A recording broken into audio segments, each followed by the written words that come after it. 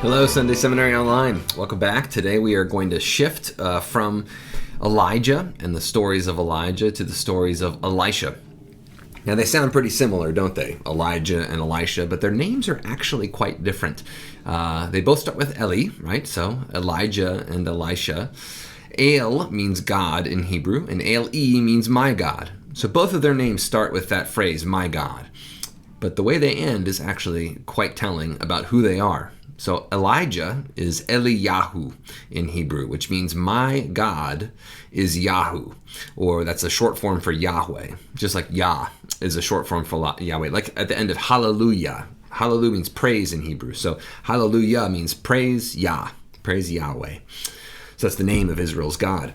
So my God is Yahweh, is Elijah's name. He's what we call a zealous person or a jealous person, right? He has one God, Yahweh. As I've said before, this is a strange thing about ancient Israel, that there was this call to have a covenantal relationship, almost like a marriage relationship with one God, and that it was cheating in a way to have other gods outside of that relationship. So Elijah preached this, right? We talked about in chapter 18, with the prophets of Baal, that Elijah tried to get people to make a choice and to go this way or go that, right? Choose Baal or choose Yahweh. When this was actually a strange thing to say in the ancient world, especially in a polytheistic environment where there was a pantheon of many different gods. So Elijah is all about pushing people to choose a God and to choose Yahweh. And Yahweh was the only God, or one of them it seems, that forced people to make choices like this. So that's distinctive, and that's a big part of what Elijah does. He's also an Ish Elohim, a man of God. So he does miracle workings, and he does these amazing shows of divine power that prove that he's a portal through which God works in the world. But it's really important to me that at the end of chapter 17 of 1 Kings, you see all these miracles. And at the end of it, the whole purpose of all these different miracles, which include miracles of food and support and sort of money, miracles of the environment and the rain, right, that is withheld, and the miracle of raising up a dead child, that all of these miracles end up, the climax of all of those is that this Phoenician woman says, now I know that the word that you say is God's word. Now I know.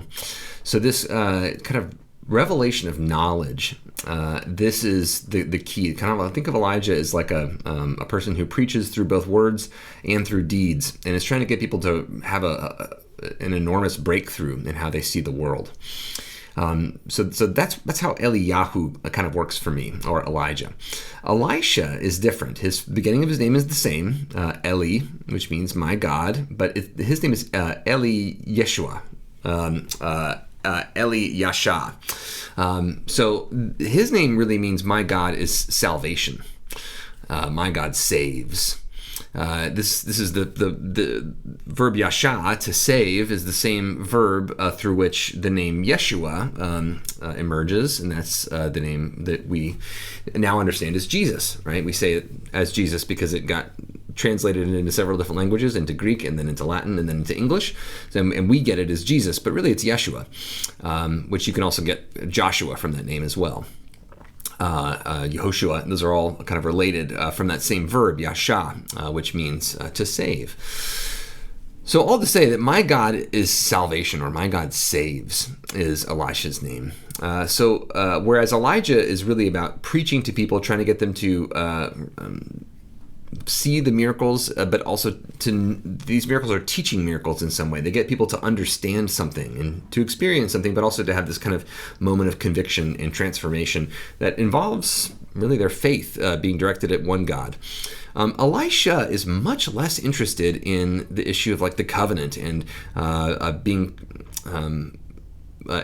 having exclusive worship relationships with Yahweh. We'll see this with the Naaman story, where Elisha says, okay, fine, to a foreign guy who wants to end up going into a foreign temple every now and again. That is, Elisha is not as interested. It's not. I mean, I think Elisha, in the way that the book of Kings works, Elisha is an ardent Yahwist. He cares about Yahweh deeply, and but he's just a little bit less interested in some of the aspects of kind of cognitive, or the way that someone believes something. He's a lot more interested in displays of power, of God's power, than Elijah was. So it's a slight difference. You'll see a lot of similarities between them in all of these stories, and you'll even see some where Elisha kind of repeats Elijah's miracles in some way. The miracle of the Shunammite woman and so on. We'll get to this, but in the weeks to come. But you'll see these kind of repeats, and some of them kind of repeat and expand a little bit on the miracles that Elijah has done in the stories of Elisha. And then, if we think about the New Testament, the miracles of Jesus repeat these miracles of Elisha that repeat these miracles of Elijah, which is kind of a neat little chain of signification, right? That Jesus' miracles are often symbolic, and that they symbolically refer to the miracles that occur in the Old Testament, especially the miracles of Elijah and Elisha. In part, I think that Jesus is trying to get people to understand who he is and understand who God is. That is, like I said in 1 Kings 17, the miracles exist really to try to kind of transform people's minds and hearts and get them to commit to Yahweh. Now I know, as the Phoenician woman says, the widow of Zarephath. But this Elisha, as we'll see, he's got a slight different flavor to him. And we see that in these miracle stories that we'll discuss today. So 2 Kings chapter 2, starting with verse 19. So verse 18, of course, is the end of the story that we talked about last time, which is the story of the chariots of fire, right? The chariot of fire and the whirlwind, really, that brings Elijah up to God in some way. So starting with verse 19, we're switching to just the stories of Elisha now. So now the men of the city said to Elisha, remember Elisha is kind of like near this town. If we just back up to the end of 18, so he's near Jericho, right? So didn't I tell you don't go look for Elijah, right? Elisha says this to the sons of the prophets, or the other prophet folks. Don't go look for him. He's gone. He's really gone. So now the men of the city, that is of Jericho, said to Elisha, behold, the situation of this city is pleasant, as my Lord sees, but the water is bad and the land is unfruitful. So something happened to the water. It is it's evil. Ra'im. The water is bad. It's starting to it's become poisonous. So what does Elisha say? Well, he says, bring me a new bowl and put salt in it. So they brought it to him, and he went to the spring of water that was bad, right? And he threw salt into it. And he said, thus says the Lord, I have healed this water. From now on, neither death nor miscarriage shall come from it. So this is an interesting story, and we don't really understand all of it, but salt sometimes was understood to be a curative, right? It preserves things, preserves food, keeps things from spoiling and going bad. Salt was sometimes used in some medicine. But Elisha doesn't seem to be working here as like a doctor or something. And he's certainly not doing anything that we would recommend today to kind of fix a spring of water. In fact, if you have a bad spring of water, putting salt in it and salting the ground is a bad thing. They knew that in the ancient world, that salt wouldn't help water become pure or something, and it wouldn't help an agricultural area to salt the ground, right? But nonetheless, it's not functioning as like a real cure or something. This isn't good agricultural practice, and it's not really good like medical practice or something at the time. What it is instead is this is symbolic in some way, that God is doing something to this water, taking death and turning it into life. So this we got to think of this, I think, in terms of the way that life and death works in the ancient world, and the association with power. That God is the power of life, and that God also is, in the ancient world, the source of the power of death. So there's a bit of confusion in the Old Testament about this. In the New Testament, of course, death is something that exists under God's power, but often it's associated with the powers and forces of evil. We see the word evil here. There's kind of bad water, evil water, but I don't think we're looking at like a spiritual fight here or something like that. This isn't like a demon being cast out or something like that. They don't seem to frame it in that way. It's just this is something that's supposed to be life-giving, and it has instead become death dealing. And this is something that just happens in the world, it seems sometimes. But that God has this power to restore. That water is supposed to bring life, especially in the midst of a desert environment. There's not a lot of water in the ancient Near East. But this water, we need it to be sustained and to live. But that water was bringing death. That is, that things that bring life, or are supposed to bring life, sometimes end up bringing death. And that God has the power to bring life out of those things that have been leading to death. So this is, I think, symbolic of kind of what Elisha's ministry is going to be. He's going to be confronting powers of death and trying to transform them into powers of life-giving. So this is kind of setting the tone for Elisha's ministry, and also setting the tone for the portrait of God that we see in these stories of Elisha. Elisha is often seen in these stories dealing with kings and generals and armies and in the middle of battles, and he's often not interested in trying to help Israel win these battles outright or clearly. That is, he fails to take a side. There's an idea, of course, that what's keeping Israel from being great and doing great things is merely that they aren't strong enough, they aren't powerful enough, they haven't killed enough people, they haven't taken enough land. And that seems to be a consistent orientation and belief, assumption even, of the Israelite kings, that they're going to war, and this is the assumption of peoples around them too. They're going to war in order to get more stuff, so that their people can be alive and happy, right? What's keeping me from having a good life in this way of thinking is other people and what they have, right? I just need to take it from them. I need to get their land, get their labor, get their resources that they have, and then I'll be happy. Well, I mean, Elisha walks into these situations quite often where there is strife and struggle, and ends up walking away with, or out of that situation, bringing in some way life that is unexpected. So I think this miracle kind of works with that in a way. So then we see in verse 22, the water has been healed to this day, according to the word that Elisha spoke. I love those "to this day" asides. You'll see those in Genesis a lot, and as it is unto this day. It often suggests that people who read this, biblical scholars argue about this, but some of them think that this suggests that this part of the story is kind of pre-exilic. It's before the fall. So this is kind of letting you know that these stories are much more ancient than the people who were telling them, but they're more ancient than, this is while they're still in the land that they're telling the story, in other words. So then we get a new story. We shift scenes here in verse 23. So then he, that is Elisha, went up from there to Bethel. So Bethel is a major worship site in the northern kingdom. It is a royal. Think of it as like a royal chapel, the temple at Bethel. In 1 Kings 12, when the two nations split, when Israel splits from Judah, and there's a northern kingdom of Israel and a southern kingdom of Judah, the king of the northern kingdom, Jeroboam, makes two different capitals, one in Bethel and one in Dan. Bethel is not too far from Jerusalem. It's the southern edge of the northern kingdom of Israel. The northern edge is where Dan is, and that's where the other temple is. There were two temples instead of one in the northern kingdom because it's much longer. So making everyone come to one place for a pilgrimage festival would have been pretty taxing for them. So that's why there's these two sites. Bethel was also known to be kind of a site of prophetic conflict. So years later, after the time of Elisha, the prophet Amos ends up going to the temple at Bethel and preaching his sermons about how the northern kingdom of Israel is going to fall because they haven't been following the covenant. They haven't been taking care of the poor and the orphans and the widows.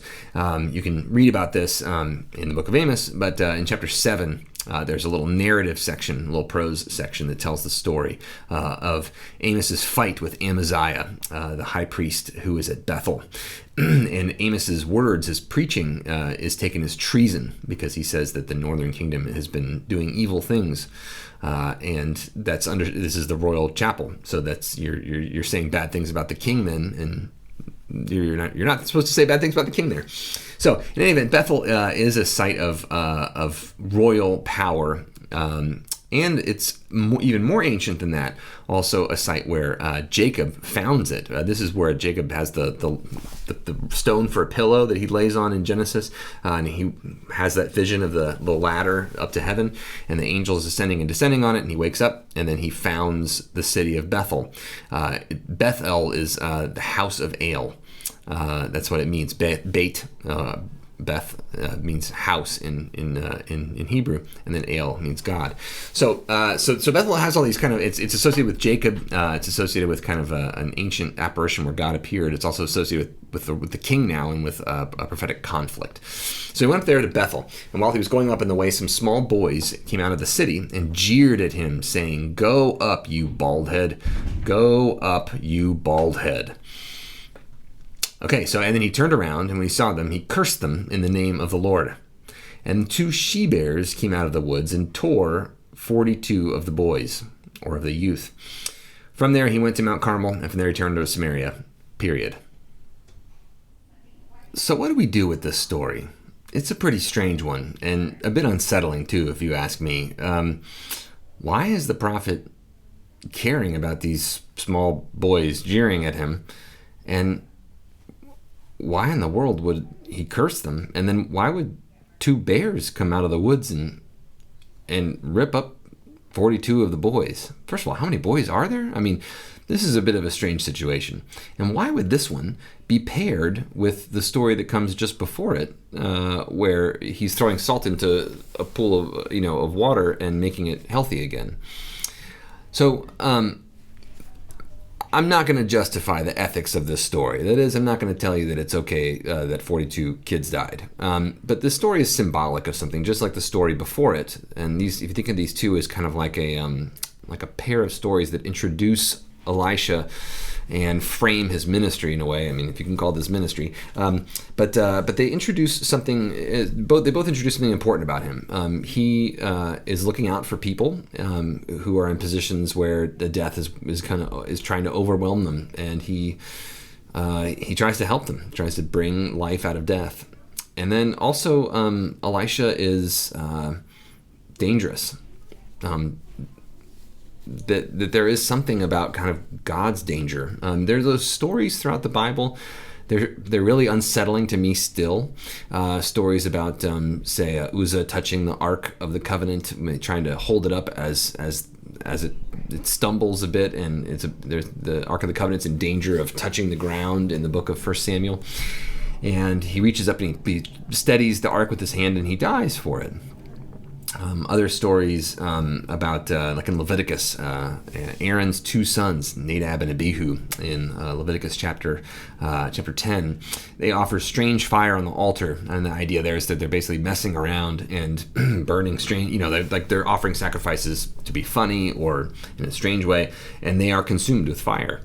There are other stories too of people opening up the Ark of the Covenant to look inside it, and they're consumed, or there's kind of stories or suggestions in the laws, the regulations about the temple, that going into the Holy of Holies at the wrong time, going into God's kind of bedroom in the temple at the wrong time, only the high priest can go in, only on the day of Yom Kippur to offer a sacrifice there, that if you go in any other time, or if you're any other person, that you would die. And this is the basic idea. One of the ways to think about this is that it's not just that God's like getting angry at these different people, but that instead that holiness is a power. It is a massive power. It's a bit like a nuclear reactor.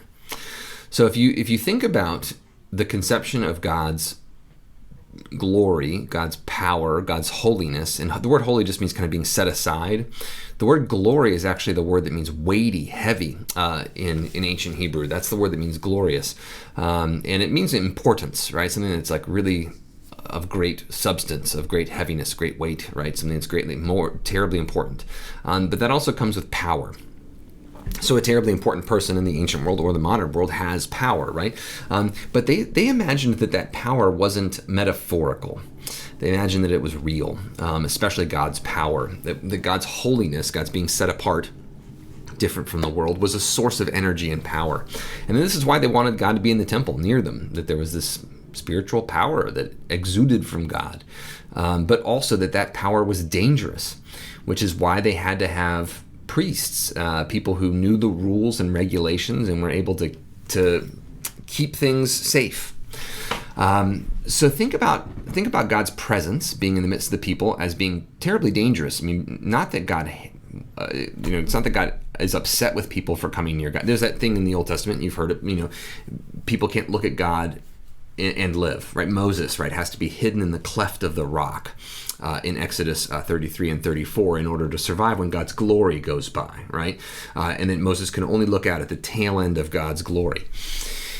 In that way, the idea is that God is immensely powerful, overwhelmingly powerful, not because God's trying to be. That's just what God is. And human beings can't be in God's presence and survive. We will be destroyed. And we can approach God certain ways, through certain rituals, through certain statuses. So this is why being pure or impure, or clean and unclean, right? Those are the same thing. I actually don't like clean and unclean. That word is better translated pure and impure, simply because it's ritual purity we're talking about. Something can be dirty but be ritually pure, like the temple itself had blood and guts of animals in it, and it was clean, ritually clean, right? Spiritually clean in some way. So in any event, if something is spiritually clean and it's holy, a person who's a holy person, that is a priest, that is born into the right family and has gone through all the ordination rituals and everything, and they've been set aside and ordained for God's special purpose. They had oil poured on them. That verb is Mashiach, to Messiah somebody, like to make them, that means to set them apart for God's special use. It later takes on a very technical term, obviously, before the time of Jesus. But in the ancient Israel, it means anything that's set aside for God's special use and anointed with oil for that purpose. So if you're a holy person, a priest who's been anointed, has kept the purity laws, then you can come near God in the temple. So think about those priests, those ancient priests, in the book of Leviticus really as kind of like the manual to a nuclear reactor. That we want to have God's presence near us, but that's also a problem because God is holy and we're not. And God is glorious and we're not, and God is pure, and we are often a people who are impure.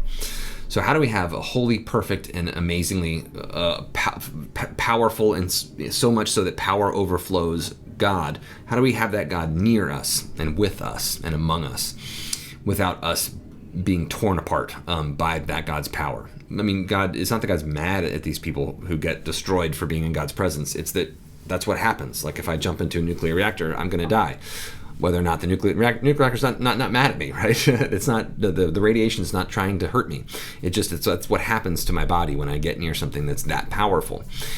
So then, if you think about the prophets, then as being, especially those Ish Elohim, the man of God prophets, as being a portal through whom God works in the world, it's almost like a portable sanctuary, right? So Elisha, even more so than Elijah, is this miracle worker, a wonder worker, someone through whom this power and presence of God can be immediately present at any time, which means that Elisha is both a source of life, just like God's power, God's immense overflowing power can bring life out of death if it is treated properly and handled, it shows up at the right place at the right time. So the story of the salt and the water, I mean, God is able to bring life out of sure death. I mean, that town that city, everyone in it would have died had not the water. There's not many water sources in the ancient world, in the ancient Near East.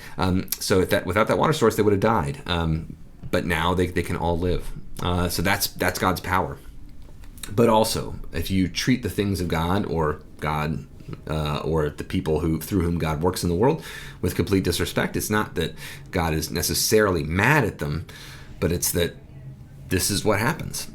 So I know that Elisha in the story curses them. That word is interesting. It's not the word for a real curse. It's the word kalal, which means to make them, like to belittle them. Like he said, he kind of belittled them in the name of the Lord. And that's when the bears come out of the woods. So it's not that Elisha orders the bears necessarily. There's a causal relationship, but clearly they're related in some way but the story doesn't make that clear. It's not that Elisha says, God, please kill these children, but it's this is the kind of thing that happens. So now with all that in mind, what's the situation here? he went up from there to Bethel. And maybe these kids don't like Bethel, or they don't like him going to Bethel. Maybe they think that, Bethel's a bad place, and that he shouldn't go there. Or maybe they think that he's trying to go there to cause a problem because he's a prophet and that's Bethel, and he's trying to mess with the king or something like that. The way the story rolls out, it's not clear, but I think, like, just my gut instinct with this story, which is really all you can go on because it's so terse. There's so little here. But it seems like Elisha is going to go up to Bethel and have some sort of conflict. This is Elisha's whole career, is conflict with kings. Sometimes he's their friends, but much more often he's so these kids come out and start to make fun of him.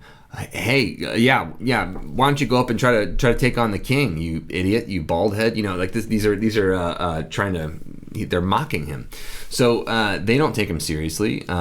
And this is to me a little bit like that story of Nadab and Abihu, the two sons of Aaron in Leviticus chapter 10, who offer strange fire on the altar. They're joking around, messing around, saying that this building doesn't mean anything. God doesn't really exist. God's not really here. Who cares? And they're messing around on the altar, and they turn on the nuclear reactor, and they're in the middle of the actual reactor space, right? Like they're right next to the I don't know. I saw that show Chernobyl on HBO last year, and it was fascinating. I learned a lot about how nuclear reactors work, but where the rods are, if you kind of walk into that room where the rods are and just stand there for a few minutes, you're going to get incinerated. And that's a bit like what happens with Nadab and Abihu. And I think that's a bit like what happens here. These kids don't know what they're going near. Or maybe they do know what they're going near, but they don't believe it, right? They're standing in the way and mocking this guy. And there's a bunch of them. So 42. So there's a, big gang of kids who are mad at him and are mocking him as if he doesn't have the power. So then he turns around and he sees them, and then he belittles them in the name of God. Go away, kids, you stupid kids, or something, But then these bears come out of the woods and get him. I see that less as Elisha making the bears come out, as you messed with the glory of God that is in this, I guess, bald guy, which, they're mocking him for what he looks like. And it's a bit like playing with the rod of a nuclear reactor. Look at this silly looking thing over here, right? And then, boom, a disaster happens. The she-bears come out, right? The natural world itself enacts the glory of God. We see this actually in what's called theophanies. These stories where God appears, right? So think about Mount Sinai, in Exodus, there's thunder and lightning and earthquakes and whirlwinds and all this stuff. When God shows up, the natural world convulses and shakes. And this is a bit like what we see here in this story of Elisha. The natural world is convulsing with this somebody playing or toying with this man of God, right? This person through whom God works in the world.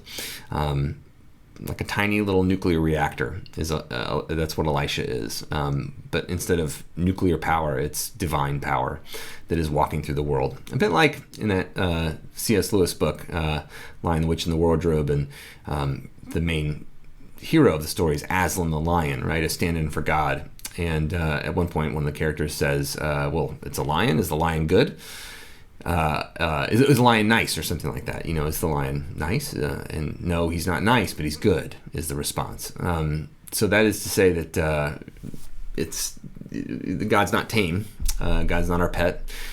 God isn't just all about rainbows and smiles, but that God is immense power. In fact, the power that is greater than all of the suns of the universe put together, and in fact the font of all of their power, a power more immense than anything like that that exists in the universe. So some reverence is required, right? But these kids seem to know what they're doing. They're not just random kids, that they are in some way trying to impede the work of Elisha. And this brings me back to, this is where I'll end, in Genesis 12, the blessing of Abram and Sarah. God says, go from your family's house and everything that you know and the land that you know, and I'll show you another land, and so that I can make you a great name. and then I can bless you, and then I can make you a blessing to all the peoples of the earth. But in between there, God says, and I'll bless all those who bless you, and if there is one who curses you, then I will curse that person. And that word kalal is used, actually. If someone tries to belittle you, then I will curse them. And then the real word for curse comes, which is orar. So if someone tries to belittle you and get in your way and stop you, I will curse them, using the real word for curse. But the whole purpose of that is so that all the nations of the earth may be blessed. And what God is saying there is that grammatically, it's this interesting thing in Hebrew, that phrase, if there is one who curses you, it's like an exception. So God is telling Abram to go from his family and go to the place where God will show. And the result of that, the purpose of all of this, is for the blessing to go to all the families of the earth. That's the grammatical flow of that sentence in Genesis chapter 12, verses 1 through 3. And it's almost like an ancient form of using parentheses, that if there is one who curses you, I will curse them. And it's not a purpose. God's not trying to do this. This isn't God's desire. It's that if someone tries to stop the promise, God is going to step in.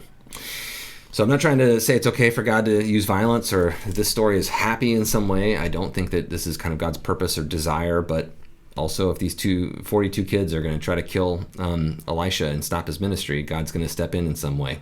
The natural world, we believe, in step in some way, and allow Elisha's ministry to continue. So it's a weird one. It's a strange one, I know. But all the same, this kind of mysterious text, I'm sure there's many other interpretations. You might disagree with mine, and that's absolutely fine. These kind of enigmatic, strange stories are evocative, provocative, and my interpretation is not going to make them go away. But after this point, we'll move on to slightly more easy to interpret stories that involve these miraculous acts of Elisha, and also some of the danger that Elisha brings into the mix. I'll see you next week.